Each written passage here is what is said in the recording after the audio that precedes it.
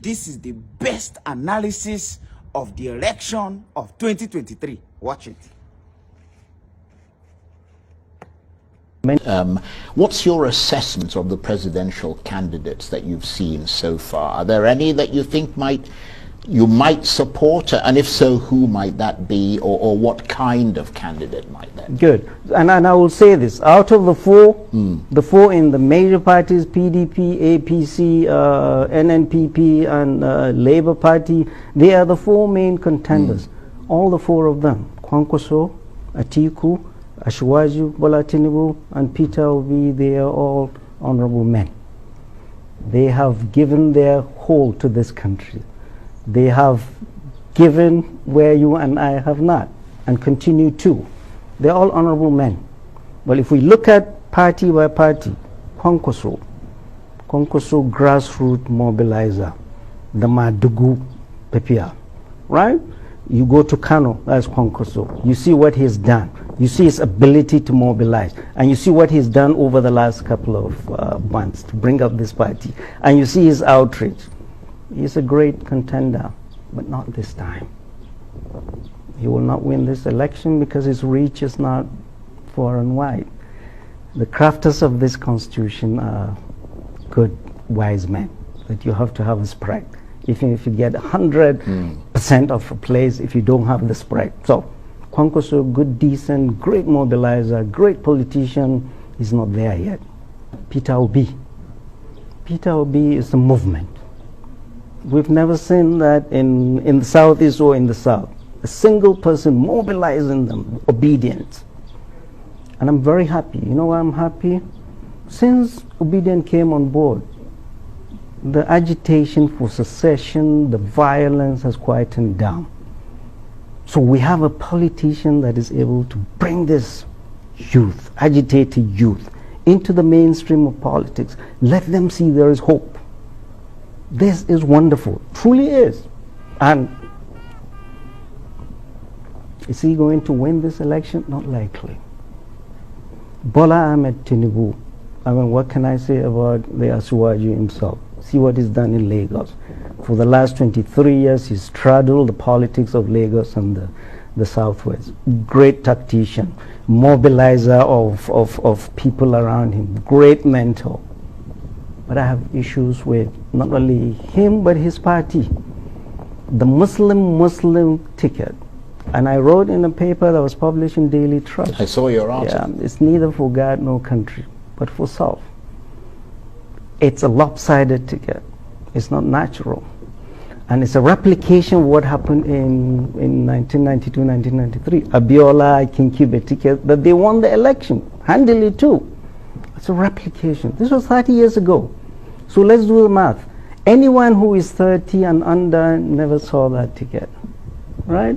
Let's assume you're 40. You were 10 years old then, so you didn't remember it. So the summary is anybody who is 40 and below did not remember that memorable ticket. And Nigeria of 30 years ago has changed. Go on social media and see how virulent, how poisoned our kids are. And politicians have a lot to do with this. They have poisoned these kids now. We are talking about, oh, this and that, we're a caliphate here, oh, Biafra there, or Yoruba nation. Politicians, instead of using our diversity to bring us together, they've used that to break us apart. So the Muslim ticket is unnatural, it's lopsided, and has alienated a very large and important chunk of our population, which are the Christians. In all our scriptures enjoin us to do adultery. Adultery is fairness, equity, and justice. There are a substantial population that you're giving out for your calculation. Well, and I said it. The people that did all the calculation, the Northern Governors Forum, they didn't do that because they love God, Jesus Christ, Moses, or Prophet Muhammad, peace be upon him. They did it because they were waiting, if he wins, they will be one. And there is a group I didn't know existed. The APC Christian group, I didn't know that group existed. All of a sudden they sprung up. Oh, they were the ones, incidentally,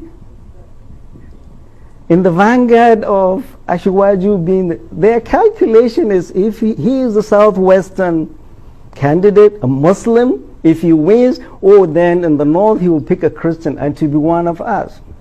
So none of them did what they were doing for God, Jesus Christ, right. Moses or Muhammad. They did it for So from your analysis, then, that leaves one candidate. Right, but of course, I have no doubt the candidate I will support, and I will say it today. The candidate I will support and vigorously campaign for is Alhaji Atiku Abubakar, former Vice President, the Waziri of Adamawa. This is my reason. This time more than ever before, Nigeria needs somebody. We don't need a rookie. Somebody who's been there. Somebody who's been in the trenches. This bus is in a ditch. We don't want a rookie. We want somebody who's been there, somebody who is courageous, somebody who knows what to do, somebody who is a unifier, somebody who knows how to listen. I've engaged him. He listens. And he is open to superior argument. The main criticism of this president is he does not listen. If you do not listen to wise counsel, if you do not listen to people, you'll have problems. So, Alhaji Abubakar Atiku, in my opinion, is the candidate who will take us through 2023. We need somebody who is strong, somebody who is healthy, somebody who's been there before, somebody who can do it. And Atiku Abubakar is the one. Well, on that note, I'm sure Mr. Atiku Abubakar is dancing in his bedroom at the moment if he heard you talking about him this way. And I have to say, I myself am dancing in my shoes, not for Atiku, but for the brilliant analysis you gave us this evening. And I am deeply appreciative of the fact that you came on. It took a while to get you on, but I think it was well worth it. Professor Usman Yusuf is the public policy expert, current affairs guru, and former executive secretary of Nigeria's National Health Insurance Scheme. Thank you very much indeed. Thank you very much for having me.